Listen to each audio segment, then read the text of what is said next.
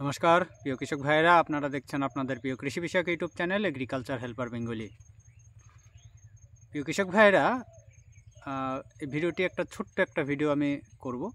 সেটা হচ্ছে শুধু আপনাদেরকে দেখাবো যে এই যে জমিটা দেখছেন, দেখুন ফুলকপির জমি। এখানে দেখুন এই যে কাঁঠালের গাছ, এটা 12 মাসি কাঁঠালের গাছ আমার জমিতে বসানো আছে। এটা আগে ছিল আমার কাঁচকলার জমি। এই যে দেখুন ওই সাইডটায় কিছু গাছ এখনও আছে, অর্থাৎ এই একটা পুরো প্লট সবটাই ছিল কাঁচকলার জমি ছিল। তো সেই কাঁচকলার জমিটা ভেঙে এখানে টোটালটাই আপনার কাঁঠালের গাছ লাগানো হয়েছে। তবে এখানে অর্ধেকটা মতো আগে আমার কমপ্লিট করেছি এবং সেইখানে কাঁঠাল গাছের মধ্যে আবার ফুলকপির জমি, মানে ফুলকপি লাগিয়েছি আমি। এই ফুলকপিগুলো আপনার সেই জ্যোতি সিডসের সামার সাইন যে ভ্যারাইটিটা, সেইটা। গাছগুলো খুবই সুন্দর আছে, গাছগুলো দেখে আপনারা বুঝতেই পারছেন। সবেমাত্র গুটি আসতে শুরু করেছে এই মুহূর্তে। ওই যেটা আপনাদেরকে আগে বলতাম যে সেকেন্ড লাটে আমার যেটা লাগানো আছে বীজ, সেইটা এই জমিটা। তো দেখুন কাঁঠাল গাছগুলো আপনার এই বর্ষাতে লাগানো, মোটামুটি ভালোই বড় হয়ে গেছে অলরেডি। তো আপনারা চাইলে কিন্তু যে একটা ফসলের মধ্যে আর একটা ফসল অনায়াসে কিন্তু করতে পারেন, কোনো রকম সমস্যা নেই।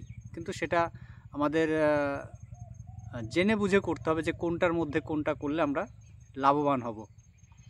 এখানে যেহেতু কলার বাগান ছিল, তাই আপনারা যদি কলার জমি, যে বাগান, কলার বাগান ভেঙে সেই জমিতে যদি যে কোনো ফসল চাষ করবেন, দেখবেন অনায়াসে সেই জমিতে বিশেষ করে সবজি ফসল যদি করা যায় তাহলে কিন্তু ভালো হয়।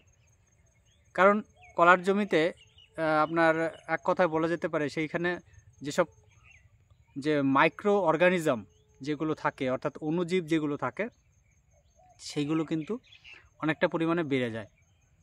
এটা একটা ব্যাপার হয়। আর যেটা বিষয় হচ্ছে সেটা হচ্ছে আমার যেহেতু এখানে আমি কাঁঠালের গাছ লাগিয়েছি, এবার দেখুন আমি যদি এর মধ্যে কিছু চাষ করি, চাষ করার মধ্যে এমন কিছু চাষ করতে হবে যেগুলো মোটামুটি আপনি সবসময় এখানে সার জল দিচ্ছেন। আর বিশেষ করে আমি এখানে যেহেতু ফুলকপি করেছি আর এখানে সার জল আমাকে দিতে হচ্ছে, তো এই কাঁঠাল গাছগুলো কিন্তু ওই সার জলেই কিন্তু অলরেডি বড় হয়ে যাবে। তো মোটামুটি এই গাছগুলোর মধ্যে আর কি, এই বাগানটার মধ্যে আমি চাইলে মোটামুটি 2 বছর কিন্তু অনায়াসেই এরকম সবজি জাতীয় যে সকল ফসল আছে, বিশেষ করে ফুলকপি, বাঁধাকপি থেকে মূলো, পালন, এগুলো কিন্তু অনায়াসে চাষ করা যেতে পারে। তাতে কিন্তু গাছের কোনো ক্ষতি হবে না, বরং গাছের আরও ভালো হবে। আর এর পরবর্তীতে কাঁঠাল গাছে আপনার মোটামুটি ফুল আসতে শুরু করুক, আপনার 1.5 বছর মতো হোক, তারপরের থেকে আমি এই কাঁঠালের ভিডিও আপনাদের সামনে তুলে ধরবো। আর এর আগে তো আমি আপনাদেরকে অলরেডি যে গৌতমদার আমি কাঁঠালের বাগান দেখিয়েছিলাম, কীভাবে কাঁঠাল আপনার লাগাতে হয় বা সেখান থেকে ভালো বীজ পাওয়া যায়, সেটাও আপনাদেরকে বলেছি। না চাইলে আপনারা আমার চ্যানেলের ভিডিও দেখতে পারেন। তো যাই হোক, সেটা কথা না, আমি শুধু এইটুকু দেখানোর জন্য যে আমার এই প্লটের যে এইটা, সেটা আপনাদেরকে দেখানোর জন্যই ভিডিওটা করেছি। দেখুন এটা হচ্ছে আমার টোটাল জমি। এই যে দেখতেই পাচ্ছেন এগুলো, এটা টোটাল জমি এই কাঁঠালের গাছ লাগানো। এটা এই বর্ষাতেই লাগানো হয়েছে। আর ওই দেখুন এটা, মানে এইখানে আপনার যেটা বললাম আমার কাঁচকলা বাগান ছিল, এখানে যেগুলো রয়েছিল সেই গাছগুলো এখনও আছে, বাদবাকি কিছুগুলো সব কেটে পরিষ্কার করে দেওয়া যায়। আর ওই সাইডটা এখনও রয়েছে, ওই সাইডে দেখুন কিছু বড় বড় কাঁঠালের গাছও আছে। ওটা পুরোটাই আমার কাঁচকলার বাগান। আর ওর মধ্যেও আমার কাঁঠাল গাছ লাগানো আছে, তবে সেগুলো এখনও বড় হয়নি, কারণ যেহেতু ওই জায়গাটা ছাওয়া জায়গা, রোদ্দুর ঠিকঠাক মতো পায় না।